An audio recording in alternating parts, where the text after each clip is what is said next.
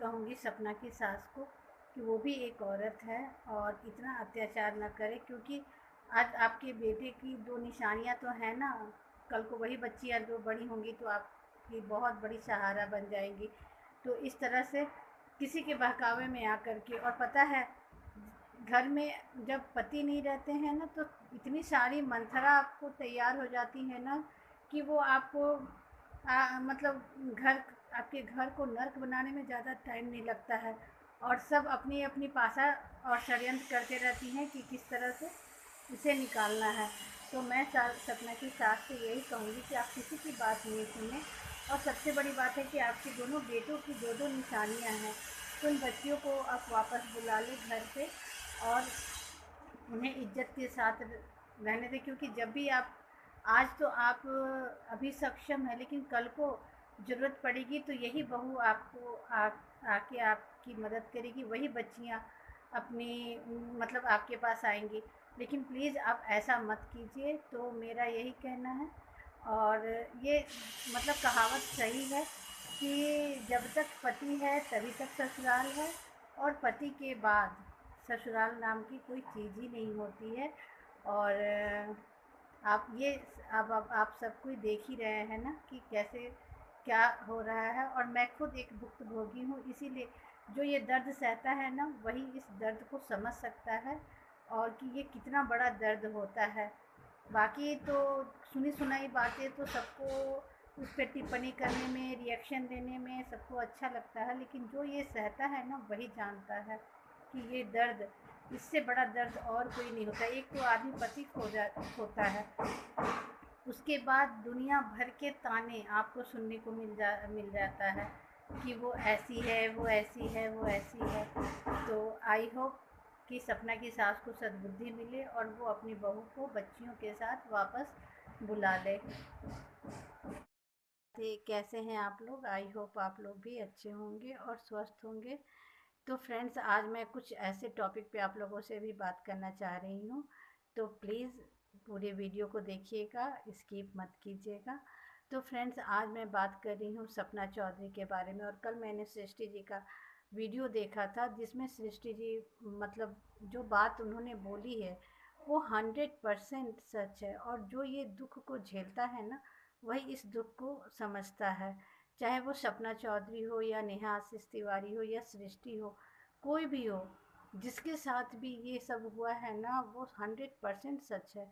और मैं तो भगवान से यही विनती करती हूँ, क्योंकि मैं भी एक भुक्तभोगी हूँ और मैं ये इस दर्द को इतने अच्छे तरह से जानती हूँ ना कि आप इस दर्द को बयान नहीं कर सकते जो आपके भीतर तूफान उठा रहता है। और सबसे बड़ी बात है कि मैं तो भगवान से यही प्रार्थना करती हूँ कि भगवान कभी भी किसी भी लेडीज़ के साथ ऐसा नहीं हो कि उसके पति के, उसके पहले उसके पति चले जाए। भगवान यही करे कि सारी लेडीज़ें पहले पति के जाने से पहले वो खुद इस दुनिया को छोड़ के चली जाए। क्योंकि दुनिया का जो काला सच होता है ना, और सबके चेहरे पे जो नकाब होता है ना, वो पति के रहने तक ही सब सही रहता है। और पति के जाने के बाद ना सारे नकाब, कहते हैं ना कि मतलब सब अपना गिरगिट की तरह रंग बदलने लगते हैं। और सबके घर की कहानी एक है, चाहे वो करोड़पति हो या मिडिल क्लास हो या सड़क छाप हो, कोई भी हो। मतलब जब तक आपके पति हैं तो आपकी सब जगह वाहवाही होती है। और पति के जाने के बाद चाहे वो प्रॉपर्टी का हो या किसी का भी, आप में सारे नुक्स निकलने लगते हैं कि आप ऐसी हैं, वैसी हैं, आप क्यों हंस रही हैं, क्यों बोल रही हैं। मतलब पति चले गए तो आपको जीने का कोई अधिकार नहीं है।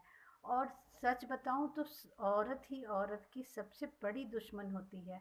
घर के जेंट्स को या समाज के जेंट्स को कोई मतलब नहीं रहता है, लेकिन सारी लेडीज़ें आपके ऊपर उंगली उठाती हैं, आपके रहन सहन पे, आपके खान पान पे, कि पति नहीं है तो वो देखो वो ऐसे कर रही है। मैं खुद भोग चुकी हूँ। मैं बहुत, आज 12 साल मेरे भी पति को गए हुए हो गया, और मैं इतनी अच्छी फैमिली, इतनी अच्छी फैमिली, लेकिन उनके जाने के बाद ही सबका रंग बदल गया। और सबसे बड़ी बात है कि ये दुख जो भोगता है ना, वो दुख को वो ही समझ सकता है, अदरवाइज कोई ये दुख को समझता नहीं है। और सबसे बड़ा डिसीजन तो बहुत अच्छा है कि अगर आप अपने पैर पे खड़े हैं तो उस घर को छोड़ दीजिए, और जहाँ आपने अपने बच्चों को इज्जत की ज़िंदगी अगर देनी है ना, तो मेहनत कीजिए। और भगवान ईश्वर का सबसे बड़ा वरदान होता है माँ होना। और अगर आपके साथ बच्चे हैं तो आप इस तरह की झंझट में, झमेले में और उस ससुराल को लात मार के निकल जाइए, अपने बच्चों को एक इज्जत की ज़िंदगी देने के लिए, और ताकि आपका बच्चा कल को सिर उठा करके जी सके। और मतलब मैं भी देख चुकी हूँ ना कि मेरी भी मतलब सबके रंग तुरंत बदलने लगे। जो मेरे घर में गर्मी छुट्टी में जो सारी नंदे आती थी, सारे भांजे भांजी आती थी, या मामा ये खाना है, मामा वो खाना है, और मामा के जाने के बाद ऐसे नदारद हो गए, ऐसे नदारद हो गए कि आज कोई ये नहीं पूछता है कि मामा के बच्चे कहाँ हैं, मामी कहाँ है। अरे मैं मामी तो मान लीजिए कि मैं दूसरे घर से आई हुई थी, लेकिन आपके भांजे भांजिया मतलब मेरे बच्चे तो आप ही के घर के हैं ना, लेकिन इस बेरंग दुनिया में ना कोई किसी का नहीं है। इसीलिए मतलब आज भी मैं अपने बच्चों को इस लायक बना दी हूँ कि वो इज्जत के साथ सर उठा करके जिए, और जो दुख दर्द मतलब जो मतलब झेलता है ना वही समझ सकता है। और जो सपना ने आज ये किया ना वो बहुत अच्छा किया, क्योंकि ये डिसीजन उसे उसने बहुत लेट से लिया है, क्योंकि ये डिसीजन उसे पहले ही से ले लेना चाहिए था। और जो भी ऐसे ऐसे लेडीज़ों के साथ जो अगर बुरा करते हैं ना, तो भगवान के घर में देर है अंधेर नहीं। और उनकी लाठी जब बजती है ना तो सब के होश ठिकाने आ जाएंगे। और जिसने भी उनके साथ बुरा किया है, और सपोज दैट मेरे साथ भी जिसने भी बुरा किया है ना, सबके साथ धीरे धीरे धीरे धीरे सब चीज़ हो रहा है जो कि वो सपने में भी नहीं सोचे होंगे। तो ये मतलब आज यूट्यूब पे अगर सृष्टि और सपना और नेहा अगर